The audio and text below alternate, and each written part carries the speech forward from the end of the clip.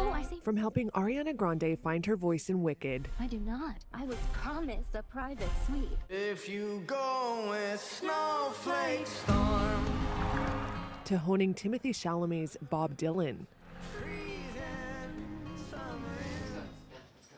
Vocal coach Eric Vetro works with celebrities to refine their singing skills. So some people I'll be working more on technique right from the start, improving their voice. Some people, it's more a matter of helping them to preserve their voice. Grande and Chalamet were just nominated for Golden Globes for their roles. I mean, there's really nothing Ariana can't do, but she wanted to create, a really beautiful tone, an operatic tone that would fit the character.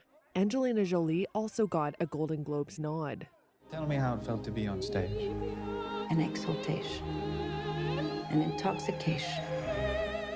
Vetro helped transform her into an opera singer for the biopic Maria. The first, couple lessons were just about making a sound, just making one tiny he, just one note, and then then we'd start doing, a little bit more daring exercises. It was just each week she was very diligent.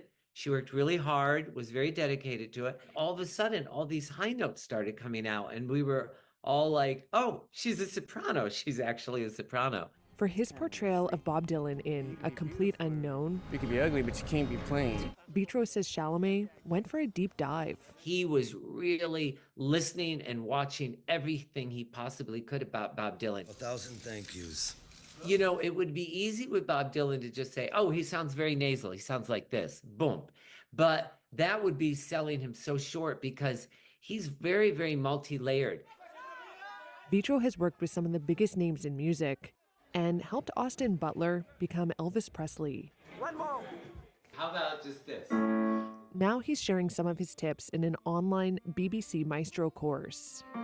But in all his work with Hollywood A-listers, Vetro says there's one thing he always tries to avoid. I always try to think, what is it about this person that makes them so special? And if you can capture that, you're ahead of the game right there. And of course you want them to sound as much like the person as possible, but I'm very, very big on let's not do an impersonation of the person, because you can do an impersonation of someone and sound like them, but it doesn't really capture their magic. It doesn't capture what it is that's so special about them.